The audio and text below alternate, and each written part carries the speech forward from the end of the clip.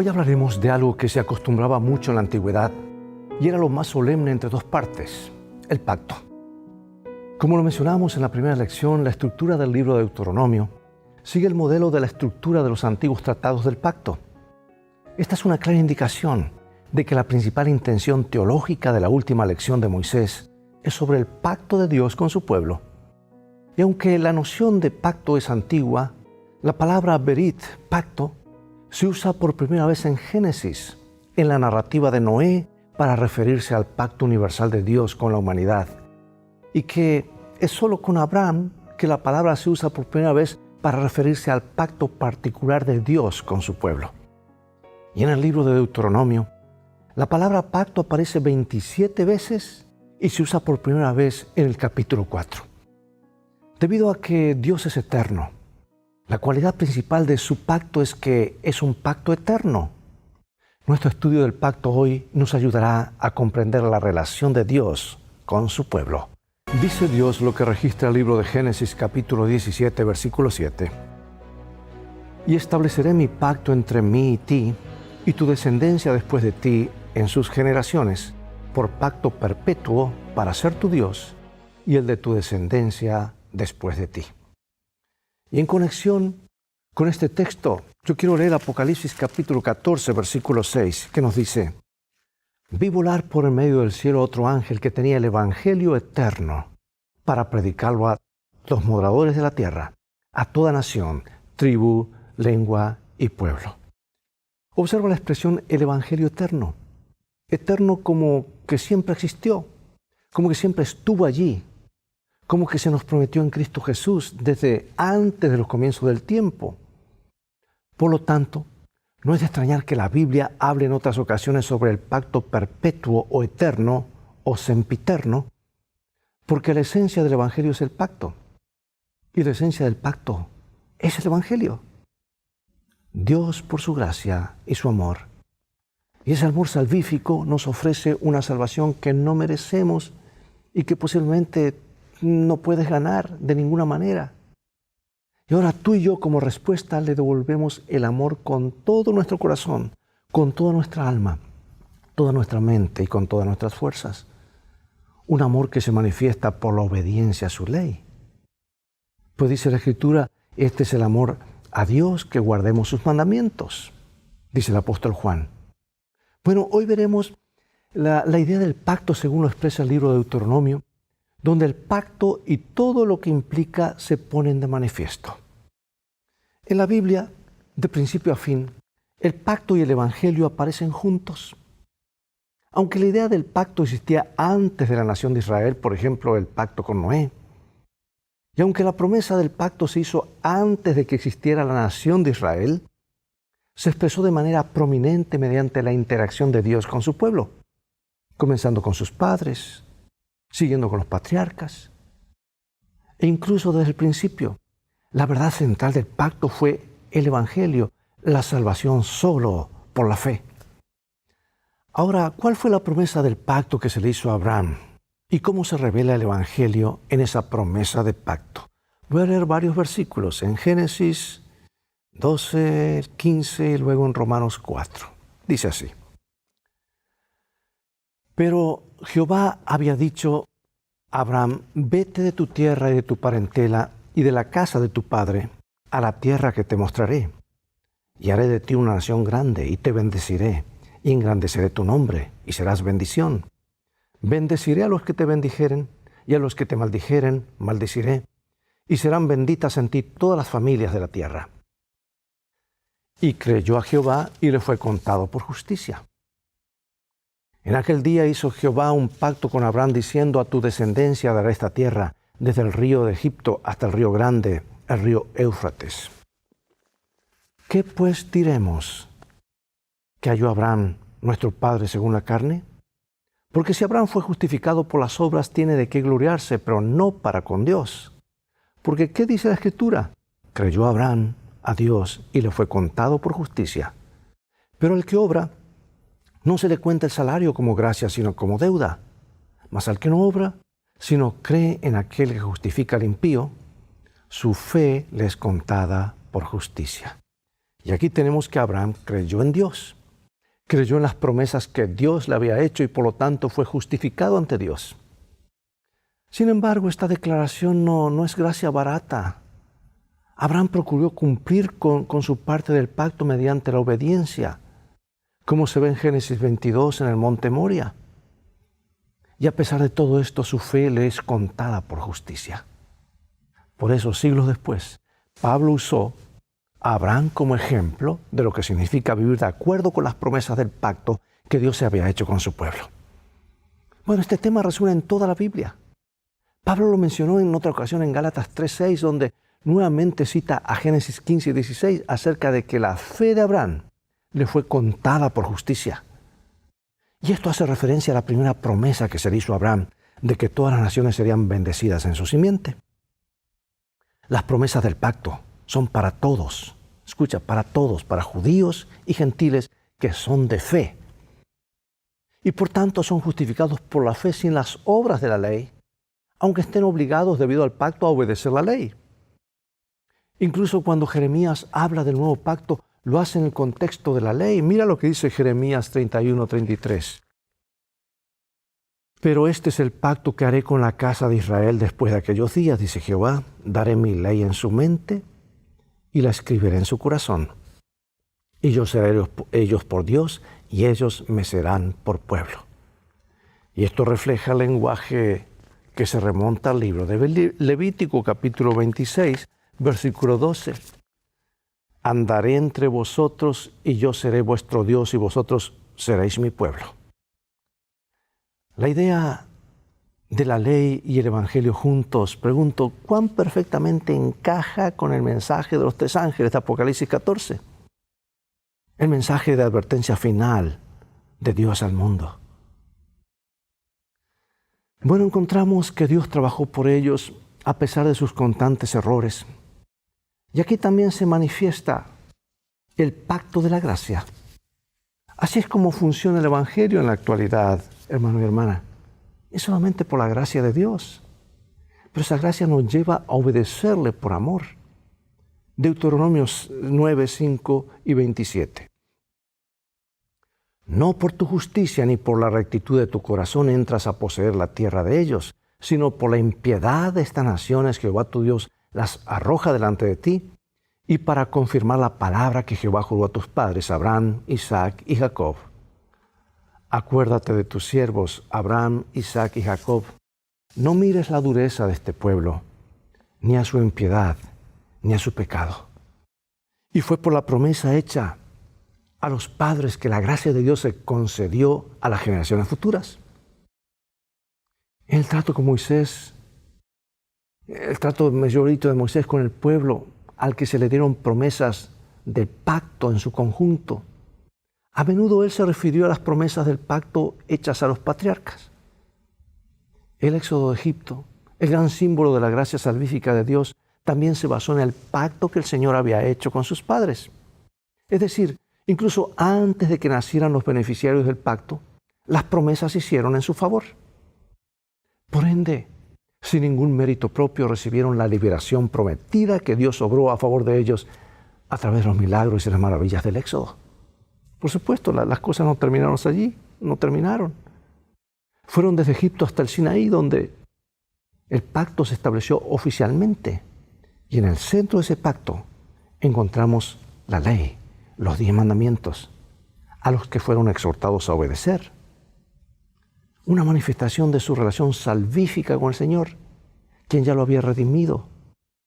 Esto se trata del Evangelio, ¿verdad? Dios los redime y ahora ellos responden siendo obedientes. Por lo tanto, una y otra vez en Deuteronomio se los insta a obedecer esa ley como parte del pacto que había sido ratificado en Sinaí. Pregunto, hermano y hermana, ¿qué papel debe desempeñar la ley de Dios en nuestra vida hoy? Aquellos que hemos sido salvados por la gracia. ¿Y por qué esa ley es primordial para nuestra experiencia con Dios? Aunque la idea del pacto, berit en hebreo, para describir la relación de Dios con su pueblo se encuentra en toda la Biblia, esta palabra aparece tan a menudo en Deuteronomio que a Deuteronomio se lo llama el libro del pacto. Algunos lo llaman el Evangelio del Antiguo Testamento, ¿verdad? No mucho después de que los hijos de Israel fueron redimidos de Egipto, Dios estableció el pacto con ellos en el Sinaí.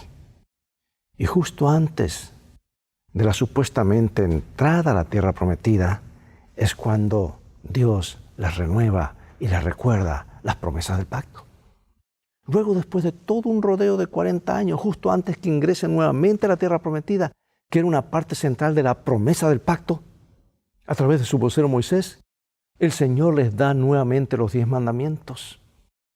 Una manera de volver a enfatizar lo importante que era para ellos renovar sus obligaciones de pacto, su obediencia. Sí, el Señor iba a cumplir su promesa del pacto con ellos. No obstante, ellos ahora están obligados a cumplir su parte en el trato. No es unilateral, es de ambas partes, ¿verdad? Deuteronomio 4:13. Y Él os anunció su pacto, el cual os mandó poner por obra los 10 mandamientos y los escribió en 2 tablas de piedra. Lo hizo en el Sinaí y los escribió en 2 tablas de piedra. Lo hizo nuevamente en Moab, justo antes que ellos tomaran la tierra que se les había prometido mediante la promesa hecha a sus padres siglos antes. Una manifestación del pacto perpetuo que precedió incluso a la existencia del mundo. Es que el pacto de Dios es un pacto eterno. Es el amor de Dios puesto en práctica. Él queriendo salvarnos, mostrándonos su gracia y esperando una respuesta de nuestro corazón. Leo de este hermoso libro, El deseado de toda la gente, la mejor biografía alguna vez escrita acerca de nuestro Señor Jesucristo. Dice, desde antes que fueran echados los cimientos de la tierra, el Padre y el Hijo se habían unido en un pacto para redimir al hombre en caso de que fuese vencido por Satanás. Habían unido sus manos en un solemne compromiso de que Cristo llegaría a ser el fiador de la especie humana. ¡Qué cosa maravillosa! A Dios nada lo toma por sorpresa. Y aquí encontramos el amor de Dios en acción. Dios actuó, no solamente lo dijo. Y tú y yo cuando lo amamos vamos a actuar, no solamente decirlo. Ahora vamos a ver cómo entendemos este versículo de Deuteronomio 5:3 y qué se le estaba diciendo a Moisés. Dice, no con nuestros padres hizo Jehová este pacto, sino con nosotros, todos los que estamos aquí hoy vivos. Lo más probable es que Moisés estuviera enfatizando el hecho de que sus padres ya no estaban y que las maravillosas promesas del pacto hechas a los padres ahora se estaban cumpliendo en ellos. Esta podría haber sido la manera en que Moisés le hizo saber que no debían equivocarse. No debían repetir lo que hizo la generación pasada. Las promesas y los compromisos ahora son de ellos y ellos tienen que responder. Ahora, yo sé que es difícil para nosotros hoy entender gran parte de cómo era el mundo antiguo en la época en que Israel vagaba por el desierto. Si surgieron y desaparecieron imperios enteros y hoy solo quedan ruinas, si es que quedan. ¿Qué podemos saber de muchas de las naciones paganas más pequeñas que vivieron en el mismo territorio que Israel? No mucho, pero sí sabemos una cosa. Estos pueblos estaban sumidos en el paganismo, el politeísmo y algunas prácticas totalmente degradantes que incluían el sacrificio de niños. Intenta imaginar cuán degradante y malvada sería una cultura y una religión que les hacía eso a sus propios hijos y en nombre de algún Dios. Con razón, vez tras vez, a lo largo de la historia del antiguo Israel, el Señor les había advertido a su pueblo que no siguiera las prácticas de las naciones que lo rodeaban. Mira lo que les dice en Deuteronomio 18:9. Cuando entres a la tierra que Jehová tu Dios te da, no aprenderás a hacer según las abominaciones de aquellas naciones. ¿Y por qué? Porque Dios lo había llamado a esta nación con un propósito especial, a ser diferentes, a ser la luz del mundo. Y al haber hecho el pacto con Dios, iban a ser un pueblo especial, un testimonio para el mundo del Dios que creó el cielo y la tierra, el único Dios. Nota cómo se resume la relación del pacto entre Dios e Israel en estos versículos. Leo Deuteronomio 26, del 16 en adelante. Jehová tu Dios te manda hoy que cumplas estos estatutos y decretos. Cuida, pues, de ponerlos por obra con todo tu corazón y con toda tu alma. Has declarado solemnemente hoy que Jehová es tu Dios y que andarás en sus caminos y guardará sus estatutos, sus mandamientos y sus decretos, y que escuchará su voz. Y Jehová ha declarado hoy que tú eres pueblo suyo, de su exclusiva posesión, como te lo ha prometido, para que guardes todos sus mandamientos, a fin de exaltarte sobre todas las naciones que hizo, para loor y fama y gloria, y para que seas un pueblo santo a Jehová tu Dios, como Él ha dicho. Aquí encontramos la fidelidad de Dios hacia su pacto. Por eso pregunto, ¿cómo debería manifestarse en la clase de pueblo que llegarían a ser? ¿Y qué lecciones podemos extraer nosotros también de Dios que hace un pacto con nosotros? Es fascinante que Moisés comience estos 4 versículos con las palabras hoy, este día, en sentido de ahora mismo, nuevamente. Aquí Dios le ordena que hagan estas cosas, les repite y les dice no hagan como sus padres, aquí está todo, pueden comenzar de nuevo. Les había estado ordenando todo el tiempo que hicieran estas cosas. Es como si les estuviera diciendo que necesitan comprometerse en este mismo momento, ahora nuevamente antes de pasar el Jordán, a ser personas fieles, santas y especiales, que es verdaderamente la razón central de su existencia como nación del pacto. Ellos eran la única nación, como nación, que conocía al Dios verdadero y conocía la verdad acerca de este Dios y cómo quería que viviese la gente. En realidad no solo tenían la verdad presente, sino que a su manera iban a representar esa verdad hasta que viniera Jesús. La verdad, con mayúscula, ¿verdad? Jesús el Mesías. ¿Por qué, pregunto, es pertinente para nosotros comprometernos hoy con Dios y con sus requisitos de su pacto? Es que vamos a un viaje. Nos espera la eternidad. Hay una tierra prometida. Y este libro de Deuteronomio cobra vida en nuestros días, porque la historia se está repitiendo. Los eruditos bíblicos han reconocido durante mucho tiempo las similitudes entre el pacto de Israel con Dios y otros acuerdos pactuales entre los reinos de la antigüedad. Y este paralelismo no debería sorprendernos. El Señor simplemente estaba trabajando con su pueblo en un contexto que ellos pudiesen entender. Y al mismo tiempo, la noción de un pacto, un acuerdo legal entre dos partes, con reglas, estipulaciones y regulaciones, puede parecer demasiado fría y formal. Aunque ese elemento, por cierto, debe existir, Dios es el legislador. No es lo suficientemente amplio como para abarcar la profundidad y la amplitud del tipo de relación que Dios quería con su pueblo. Por lo tanto, Deuteronomio utiliza otras imágenes que ayudan a retratar la misma idea que el pacto entre Dios e Israel. O sea, es algo tan profundo esto que Dios trató de colocarlo a través de ejemplos para que pudiesen entenderlo. Agregó otras dimensiones adicionales. Leamos ahora en Deuteronomio varios versículos, el capítulo 8, el capítulo 32, el capítulo 4, etc. Vamos a leerlo. Reconoce asimismo en tu corazón que como castiga el hombre a su hijo, así Jehová tu Dios te castiga.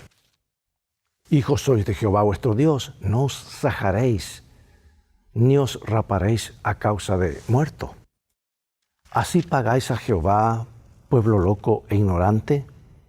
¿No es Él tu Padre que te creó? Él te hizo y te estableció. De la roca que te creó te olvidaste. Te has olvidado de Dios, tu Creador. Y lo vio Jehová, y se encendió en ira por el menosprecio de sus hijos y de sus hijas. Y dijo, esconderé de ellos mi rostro y veré cuál será su fin, porque son una generación perversa, hijos infieles. Pero a vosotros, Jehová os tomó y os ha sacado del horno de hierro de Egipto para que seáis el pueblo de su heredad, como en este día. Porque la porción de Jehová es su pueblo, Jacob la heredad que le tocó. Aquí encontramos diferentes figuras que Dios trata de indicarles cómo son algo especial y utiliza diferentes ejemplos. Y en cada uno de estos casos existe la idea de familia que idealmente debe ser el vínculo más estrecho, cercano, el más amoroso. Dios siempre ha querido ese tipo de relación con su pueblo. Incluso después del vergonzoso rechazo de Jesús durante la ocasión de la cruz. Jesús le dijo a María después de resucitar, no tengan miedo, vayan y díganle a mis hermanos que se dirijan a Galilea y me verán allá. Incluso como el Cristo resucitado se refirió a los discípulos como mis hermanos. Un ejemplo de amor, ¿verdad? De gracia, que fluye del amor por quienes evidentemente no lo merecían. Lo habían rechazado, habían huido de Él. Porque eso es en esencia lo que siempre ha sido la relación entre Dios y la humanidad. Gracia y amor para los que no la merecen. Eso es la gracia. Si fuese por nuestros méritos, dejaría de ser gracia. Por eso me lleva a reflexionar, ¿qué tipo de relación tienes o tengo yo con Dios? ¿Cómo podemos profundizarla y aprender a amarlo mientras que al mismo tiempo comprendes tu necesidad y tu obligación de obedecer la ley de Dios? Porque estas dos ideas no son contradictorias, sino complementarias. Dios nos ama, nosotros respondemos, y respondemos con acciones, no con palabras ni pensamientos. Es allí donde vienen los hechos, la obediencia a la ley de Dios. Bueno, quiero finalizar con estos párrafos inspirados, hermosos párrafos inspirados, y algunas preguntas de reflexión y una aplicación práctica. El espíritu de servidumbre se engendra cuando se procura vivir de acuerdo con una religión legal, mediante esfuerzos para cumplir las demandas de la ley por nuestra propia fuerza. Solo hay esperanza para nosotros cuando nos ponemos bajo el pacto hecho con Abraham, que es el pacto de gracia por la fe en Cristo Jesús. El evangelio predicado a Abraham, por medio del cual tuvo esperanza, es el mismo evangelio que nos es predicado a nosotros hoy, mediante el cual tenemos esperanza. Abraham contempló a Jesús, quien es también el autor y consumador de nuestra fe. Otra cita del deseado de todas las gentes dice: desde antes que fueran echados los cimientos de la tierra, el Padre y el Hijo se habían unido en un pacto para redimir al hombre en caso que fuese vencido por Satanás.